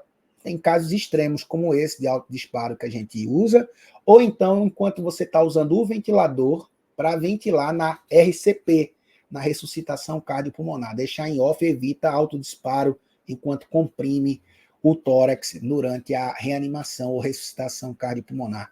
Na trilha, a gente discute sobre a possibilidade de usar o ventilador para suporte ventilatório durante a reanimação cardiopulmonar, tá?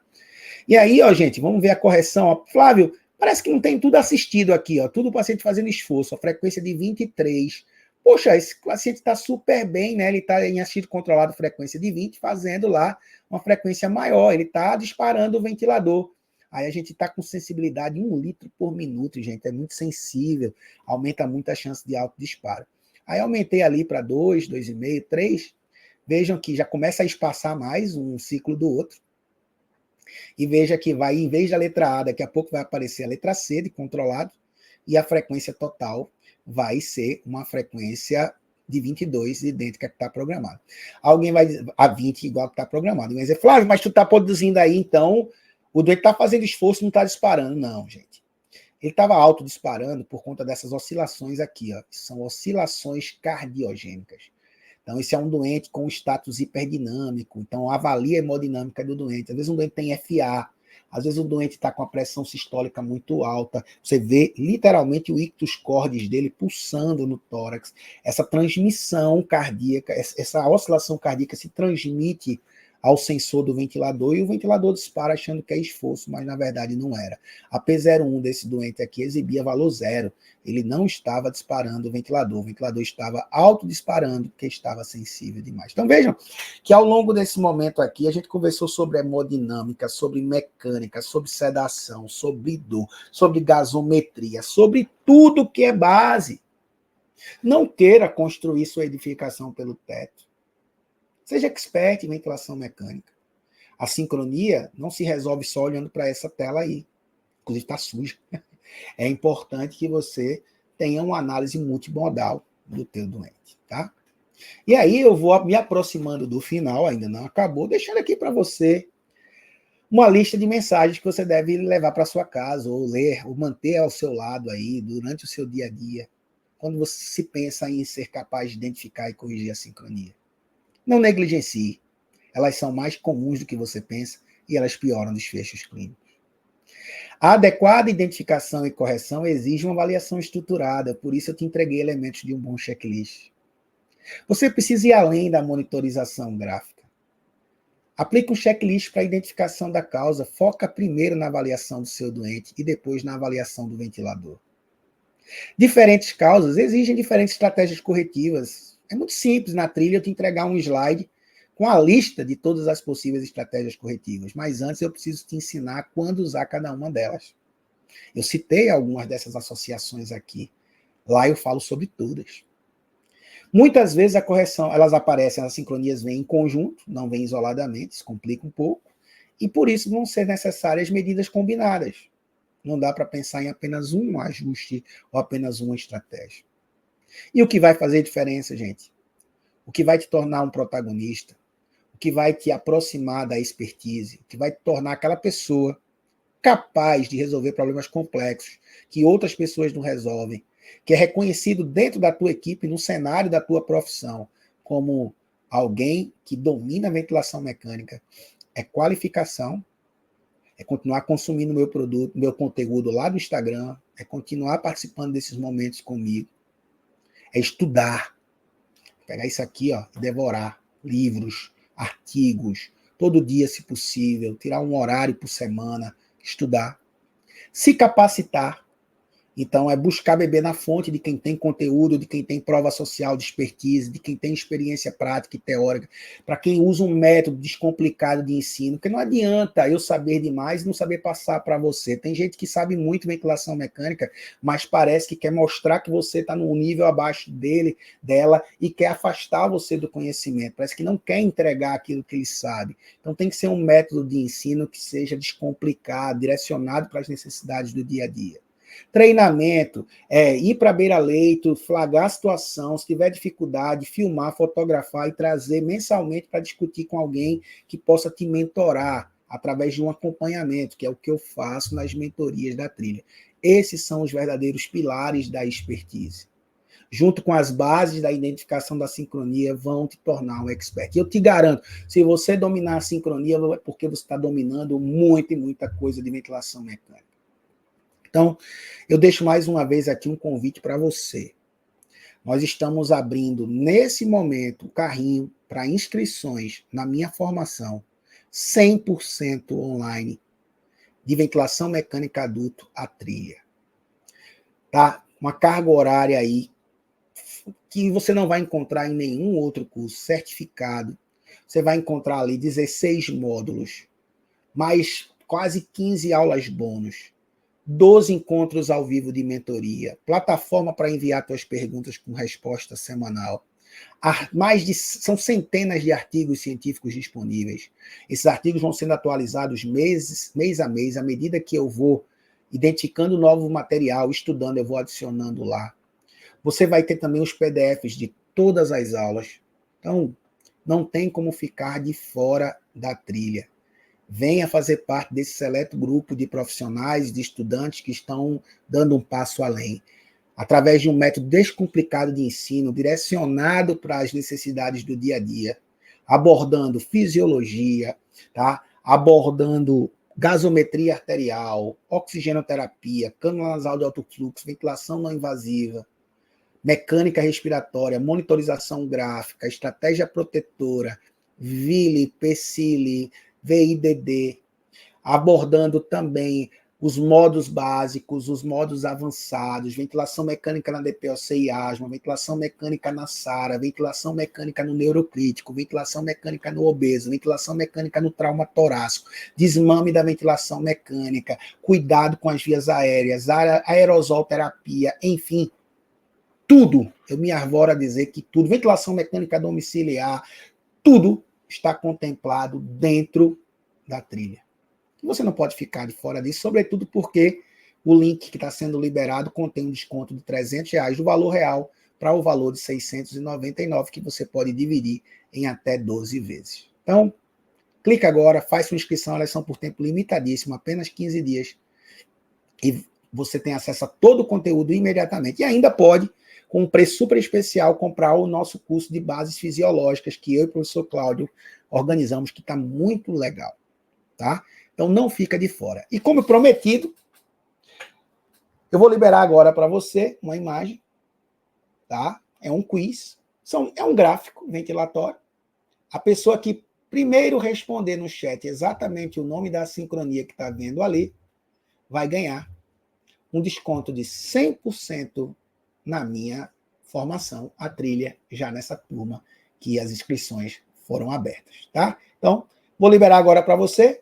Responde aí, minha equipe vai identificar o ganhador, vai entrar em contato para garantir a bolsa e inscreva-se na trilha. Vai ser uma experiência inacreditável, eu estou ansioso por encontrar você lá. Grande abraço, tá aí a imagem.